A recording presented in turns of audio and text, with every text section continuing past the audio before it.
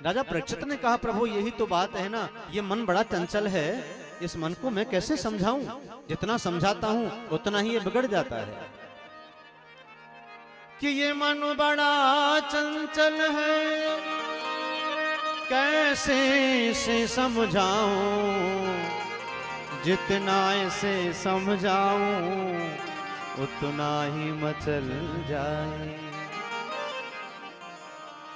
तो प्रभु मैं अपने प्रभु के नाम को चिंतन करने के लिए, कीर्तन करने के लिए, कथा को श्रवण करने के लिए मन तो एकाग्र चाहिए ना। मन चंचल है, मन लगता नहीं है, तो उसके लिए मैं क्या करूं?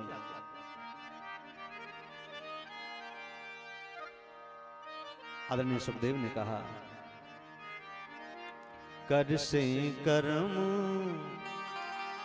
करऊं विधि नाना, ये मन राखूं यहाँ कृपा निधाना। अपने हाथों से आप कर्म करिए, लेकिन मन को प्रभु से जोड़ करके कराएंगे तो आपका वह कर्म प्रभु का हो जाएगा। धीरे धीरे धीरे धीरे मन आपका चंचल आपके बस में होने लगेगा। और सुनो, अगर इससे भी नहीं होता है तो मन को जीतने के लिए, मन को एकाग्र करने के लिए, मन पर काबू करने के लिए 4 साधन भी हैं। कि प्रभु कौन कौन से साधन है? जितासनो, जित श्वासो, जित संगो, जितेन्द्रिया, कि स्थूले भगवते रूपे मनाः संधारये धिया। मन को अगर एकाग्र करना है तो ये 4 साधन बताए दिया। एकाग्रता से सुनिए। हम सभी इन 4 साधनों से मन को अपने जीत सकते हैं, अपने काबू में कर सकते हैं। मन जो कहेगा वो हम नहीं करेंगे, जो हम कहेंगे मन वो करेगा। कैसे? सबसे पहले बताया जितासनो, धीरे धीरे बैठने का प्रयास करो। बैठने की आदत डालिए। ज्यादा देर नहीं बैठ सकते हैं तो सर्वप्रथम आधा घंटा बैठिए ना, फिर धीरे धीरे धीरे 10-10 मिनट बढ़ाते जाइए। 1 घंटा हो जाएगा, कुछ समय के बाद 2 घंटे हो जाएंगे, 2-4 महीने के बाद में 3 घंटे हो जाएंगे, 1 साल के बाद में 4 से 6 घंटे तक बैठने का आपको रियाज हो जाएगा। क्योंकि बैठोगे नहीं तब तक आपका मन चंचल रुकेगा कैसे? एक बात बताऊं आपको, जो ज्यादा बोलते हैं ना उनसे अपराध ज्यादा बनते हैं। हाँ, इसलिए कम बोलो, सुंदर बोलो, मीठा बोलो, आपका मन काबू में रहेगा। आप चंचल प्रवृत्ति के, आप ज्यादा बोलेंगे तो आप चंचल प्रवृत्ति के हैं। आप किसी से कुछ भी कह देंगे, किसी से आड़ा टेढ़ा बोल दिया, कुछ गाली गलौज कर दी, उल्टा सीधा बोल दिया तो टेंशन बन गया। आपका मन चंचल कहां से रहेगा? आपका फिर मन वही उसी बात पे घूमता रहेगा, घूमता रहेगा, घूमता रहेगा। आपकी निद्रा खो जाएगी, आपका चैन चला जाएगा। इसलिए सुंदर बोलो, कम बोलो। कोयल का सोंधन हरे, कागा का सोले, मीठी वाणी बोल के यह जग अपनों कर ले। एक रंग के ही हैं कोयल और कागा। कोयल जिस डाली पर बैठती है, कुहू कुहू कुहू की जब आवाज करती है तो सब जब सुनते हैं तो बड़ा मधुर लगता है, बड़ा अच्छा लगता है। शांत हो जाओ, देखो कोयल की मीठी आवाज सुनिए। कभी जाओ ना पार्क में, एकांत में, भोर बेला में, 4 से 6 के बीच में, जब कोयल की आवाज सुनेंगे तो आपका हृदय बड़ा पवित्र हो जाएगा, गदगद हो जाएगा। एक रंग के हैं लेकिन वाणी अलग अलग है। अब कौवा जी अगर आए तो काऊ काऊ काऊ काऊ काऊ काऊ करते करते मुंडेल पर चिल्लाने लगते हैं। लोग आते हैं, चल चल चल, नहीं जाता है तो कंकर मारते हैं, पत्थर मारते हैं। एक बार कौवा महाराज को बड़ी गिलानी हो गई। कौवा महाराज ने कहा कि मैं आकर के मुंडेल पर बैठता हूँ, काऊ काऊ करता हूँ और मुझे दुध काटते हैं, लोग फट काटते हैं, डंडे मारते हैं, कंकर मारते हैं, पत्थर मारते हैं, मुझे भगा देते हैं, मेरे से कोई प्रेम नहीं करता। चलो मैं चलता हूँ प्रभु के पास कि प्रभु मुझे आपने ऐसा क्यों बनाया। कौआ महाराज फरियाद लेकर के गए भगवान के पास गौलोक धाम, तो वहां जाकर के काऊ काऊ काऊ काऊ फिर करने लगे। भगवान ने जाना कि भाई कौआ फरियाद लेकर के आए, जरा आने दो दरबार में, क्या कहना चाहता है पूछो। कौआ से पूछा, भाई क्या बात है, क्या फरियाद लेकर के आए हो। प्रभु मैं ये फरियाद लेकर के आता हूँ, मैं जिस घर पर जाता हूँ, जिस मुंडेरी पे बैठता हूँ, जिस आंगन में जाता हूँ, मैं काऊ काऊ करता हूँ तो मुझे लोग दूध काटते हैं, फट काटते हैं, मेरा अपमान करते हैं, अब मैं सह नहीं पाऊंगा, मुझे आपने ऐसा क्यों बनाया, मैं ये जानना चाहता हूं। भगवान ने समझाते हुए कहा, कौआ महाराज जिस व्यक्ति के, जिस जीव को, जिस पक्षी पर, जिस पक्षी को अपनी वाणी पर संयम है उससे लोग प्रेम करते हैं। आपकी वाणी पर संयम नहीं है, आप जहां जिस मुंडेर पर बैठते हैं, जिस देहली पर बैठते हैं, जिस घर में जाते हैं, जिस आंगन में जाते हैं, वहां काऊ काऊ काऊ काऊ काऊ काऊ करते ही रहते हैं, बोलते ही रहते हैं, बोलते रहते हैं।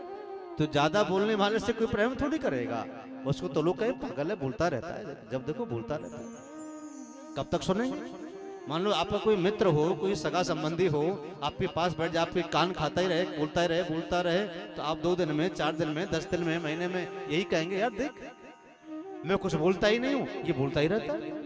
कब तक सुनेंगे। आप विचार करिए ना, ये कौवा की वाणी हर व्यक्ति पर ये लागू होती है। कौवा महाराज समझ करके आए, लेकिन कौवा की तो आदत है ना, ज्यादा बोलने वाले व्यक्ति को समझाएंगे ना तो आपसे बुरा मान जाएगा, अच्छा तू ज्यादा समझदार है, हम समझदार नहीं है, तो ऐसे से किनारा करो, क्योंकि उसकी ज्यादा बोलने से जो उसकी जो वृत्तियां हैं ना, उसका असर आपके ऊपर भी होगा। आपने देखा होगा ना, जब बल्ब जलता है, बल्ब के ऊपर छत हो, कोई दीवार हो, तो धीरे धीरे वहां कालापन हो जाता है, वो अपना प्रकाश छोड़ता है। उसकी वाणी का, उसके शब्दों का प्रभाव आपके शरीर पर, आपके मुख में, आपके व्यवहार में वो आचरण होता है, होना शुरू हो जाएगा।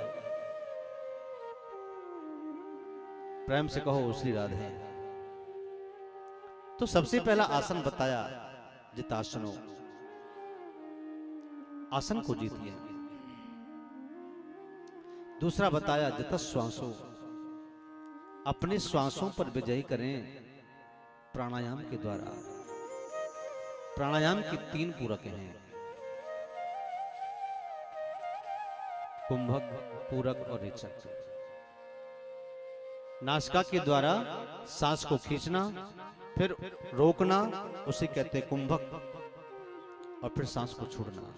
जितने देर तक आप सांस भर करके अपने शरीर में रखेंगे, उतना ही धीरे धीरे धीरे धीरे आपकी आयु बढ़ने लगेगी, आपका यौवन काल बराबर रहेगा। इसलिए हमारे पहले विज्ञान में ये संध्या कर्म का विशेष प्रावधान बताया था। त्रिकाल संध्या, प्रातः, मध्याह्न और सायंकाल। जो त्रिकाल संध्या करते हैं उनके जीवन में कभी पाप रुकता नहीं है, और ब्राह्मण के लिए तो अति आवश्यक है। वैसे तो सभी कर सकते हैं, लेकिन ब्राह्मण के लिए अति आवश्यक है। संध्या कर्म करने से व्यक्ति के नित्य प्रति के जो रोज जाने में अनजाने में जो अपराध और पाप बन जाते हैं, वो सब नष्ट हो जाते हैं उसी समय। प्राणायाम के द्वारा अपने श्वासों पर विजय प्राप्त कर सकते हैं। तीसरा बताया जित संगो, संग अच्छा हो। चौथा बताया जितेंद्रिया, अपने इंद्रियों पर काबू करिए। ज्ञानेंद्रियां, कर्मेंद्रियां, ज्ञानेंद्रियां अपना काम करती हैं, कर्मेंद्रियां अपना काम करती हैं, मन अपना काम करता है, चित्त बुद्धि अपना काम करती है। हर व्यक्ति के मन, इसको सुधारने के लिए केवल यह है कि हमें संग अच्छा हो तो हम जितेंद्रिय बन जाएंगे। अपने इंद्रियों पर, अपने मन पर काबू कर पाएंगे, धीरे धीरे उसे हम रोक पाएंगे। क्योंकि ये मन ही तो है ना जो आपसे खेल करवाता है। आप एकांत में बैठे रहेंगे ना, आपका चंचल मन है तो कभी इधर जाएगा, कभी उधर जाएगा, कभी वहां जाएगा, कभी उसके बारे में सोचेगा, कभी दूसरों के बारे में सोचेगा। मन के हारे हार है, मन के जीते जी, ये मन ही मिलावत राम सो, ये मन ही करत भजीत। सबसे बड़ा तो आपका मन है। मन सुधरेगा संग से। एक मन आपका कहता है कि मैं सुंदर पकवान खाऊं, एक मन कहता है मैं घूमने जाऊं, फिर मन कहता है अरे मैं अब सो जाऊं, थक गया। फिर आपका मन कहता है कि नहीं अब मोबाइल चला लूं, अब मैं फेसबुक चला लूं। आजकल तो जमाना फेसबुक मोबाइल का रह गया, सारा दिन इसी में निकलता है। फिर मन कहता है कि नहीं अपने दोस्त के पास जाऊं, कुछ खाने जाएं, कुछ घूमने जाएं। ये आपका मन करवाता है, आप नहीं कर रहे, ये आपका मन करवा रहा है। आप तो न्यूट्रल हैं। ये मन आपको बुद्धि प्रदान करता है, उससे आप इधर उधर जाते हैं, भ्रमण करते हैं। इसलिए इन चार चीजों को अगर व्यक्ति अपनाता है तो वह अपने मन पर काबू कर पाता है। सब्सक्राइब करें रामकृष्ण शास्त्री जी के YouTube चैनल को और हमारे वीडियोस को सबसे पहले देखने के लिए बेल आइकन को दबाना न भूलें।